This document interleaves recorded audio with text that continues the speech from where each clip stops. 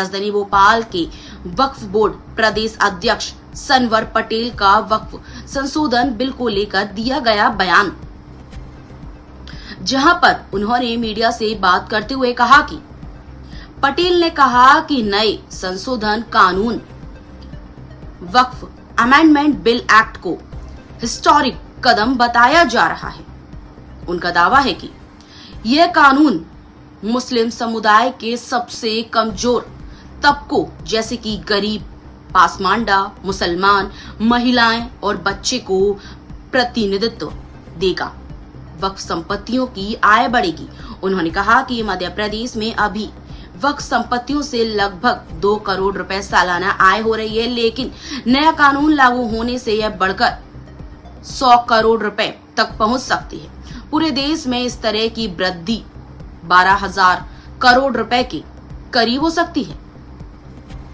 पटेल ने कहा कि कानून वक्फ संपत्तियों पर कब्जा करने वाली वक्फ माफिया और पिछली दलों के उन लोगों की वस्तु स्थिति को बदलने वाला है जो विरोधी प्रचार कर रहे हैं।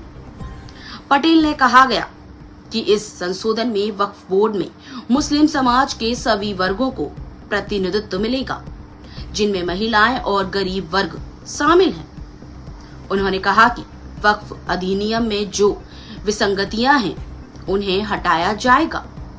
उन्होंने आरोप लगाया कि कांग्रेस और अन्य विपक्षी दल कानून को लेकर गलत सूचना फैला रही हैं, लोगों को गुमराह कर रहे हैं। उनका कहना है कि इस बिल कानून का उद्देश्य मुस्लिम समाज की बेहतरी है, ना कि किसी को नुकसान पहुंचाना है।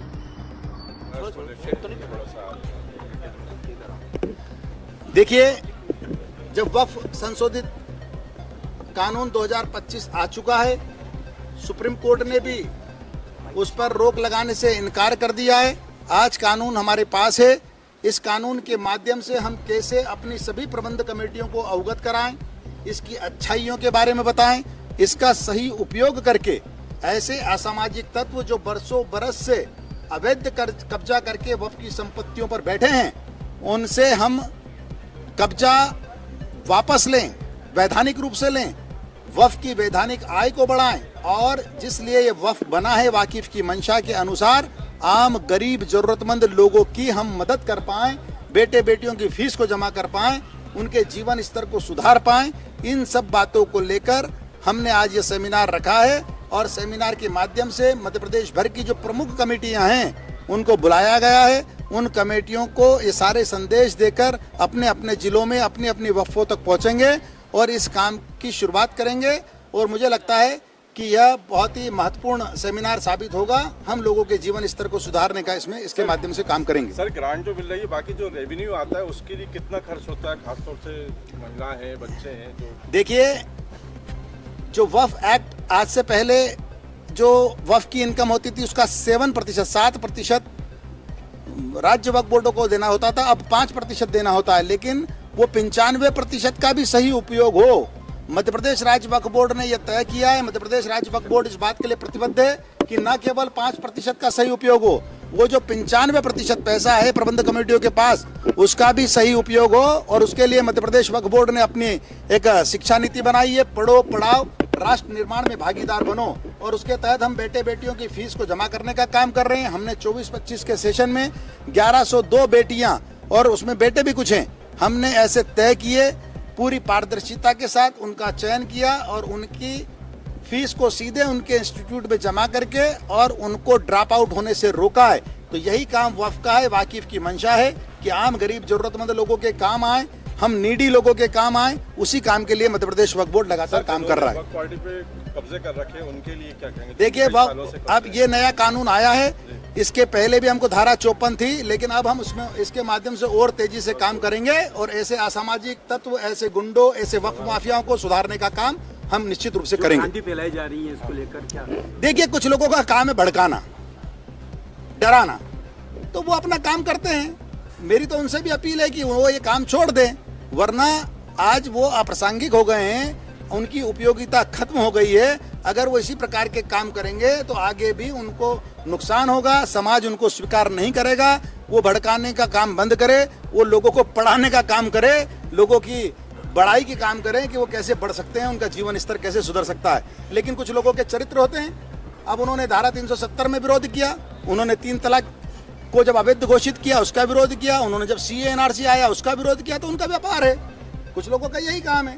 कुछ लोग दिन भर झूठे सच्चे कागज बनाकर और शिकायतें करते हैं, कोर्ट तक को नहीं छोड़ते हैं। लेकिन अंततः सत्य की जीत होती है। सत्य को परेशान किया जा सकता है, पराजित नहीं। ऐसा हमने अपने पुरखों से सुना है और यही पाया है, और यही उम्मीद करते हैं कि इंशाअल्लाह ताला आगे भी यही होगा। सर अभी तक कितनी संपत्तियां आपने वापस ली? देखिए हम लगातार प्रयास कर रहे हैं। हमने एक स्थान पर जहां मात्र 15 दुकानें दिखा रखी थी, और जब हमने वहां जांच करवाई तो 115 दुकानें निकली, गोडाउन अलग, स्कूल अलग। तो 7 करोड़ 11 लाख रुपए की रिकवरी भी निकाली और उनसे कब्जा भी लिया। इसी प्रकार से हमने जो 27 करोड़ रुपए का नोटिस दिया है वो यहाँ दिया है आपके अपने भोपाल में। यहीं से 50 मीटर के दूर पर आप जाइए, यहाँ जीवन रेखा नामक अस्पताल जो डॉक्टर फरीद साहब चलाते थे, वो उसका हमने कब्जा लिया और वैधानिक रूप से उनको अपना किराएदार बनाया। 1,80,000 रुपया महीने में उनको हमने अपना किराएदार बनाया है। इसी प्रकार से हमने सागर के बीना में 1 करोड़ 84 लाख रुपए की RRC जारी की, उनसे हमने सारी दुकानों का कब्जा लिया और पुरानी रिकवरी करना की प्रोसेस में है हम लोग। इसी प्रकार से हम पूरे मध्य प्रदेश में जहां जहां गड़बड़ियां हैं हम टारगेट करके और इस प्रकार के काम कर रहे हैं। आज हमारा अंजुमन जबलपुर ले लीजिए, जबलपुर के अंजुमन में 7 स्कूल और 1 कॉलेज हमारी संस्था में चलते हैं, और जबलपुर अंजुमन में 7 कॉलेज और स्कूल में हमारे कर्मचारी अधिकारी वहां घुस नहीं पाते थे। ऐसी गुंडागिर्दी। यहाँ से कमेटी बनाकर जाओ, यहाँ से प्रबंधन कमेटी बनाओ और वहां जाकर के दो ये संपत्ति हमारी है, ये तो नहीं चलेगा। कानूनन अगर कोई संपत्ति वक्फ की है तो वक्फ की रहेगी। हम इस वर्तमान वक्फ बोर्ड ने वहां अनवर भाई के अध्यक्षता में कमेटी बनाई और जाकर कब्जा लिया। आज 7 स्कूल और 1 कॉलेज बेहतरीन तरह से चल रहे हैं।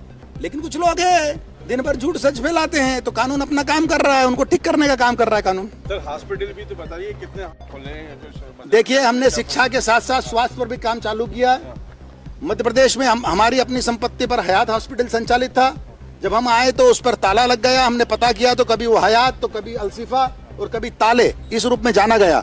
हमने जो हमारा वैधानिक हमारे किराएदार थे उनको बुलाया, उनके साथ खड़े हुए और फिर से उस हॉस्पिटल को चालू कराने का प्रयास किया। उनसे वचन लिया कि वो न्यूनतम दरों पर इलाज करेंगे। वो अस्पताल जच्चा बच्चा के लिए जाना जाता है, हमारी जो माँ बहनें हैं उनकी डिलीवरी के लिए जाना जाता है। हमने वहाँ पर तय करवाया कि अगर किसी के पास आयुष्मान कार्ड या अन्य सुविधाएं नहीं है तो मात्र 6,786 रुपये में वहाँ पूरी डिलीवरी का खर्च, दवाइयों के साथ, कंसल्टेंसी के साथ, पूरे एडमिट का खर्च, और साथ में जब वो डिलीवरी के बाद बहन जाती है तो 3 दिन की दवाइयाँ भी साथ में दी जाती है और मात्र 6,786 रुपये लिए जाते हैं।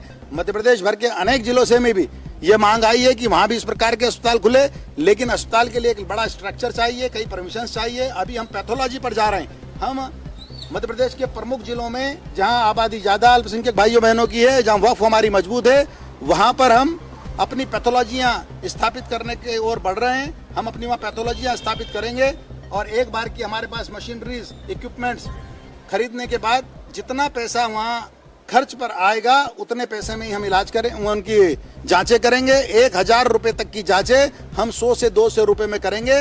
भारतीय जनता पार्टी का जो मूल वाक्य अंत्योदय, हम अंतिम पंक्ति में खड़े हुए व्यक्ति की मदद के लिए मध्य प्रदेश वक्फ बोर्ड प्रतिबद्ध है। हमने अहद कर रखा है, आगे भी करेंगे।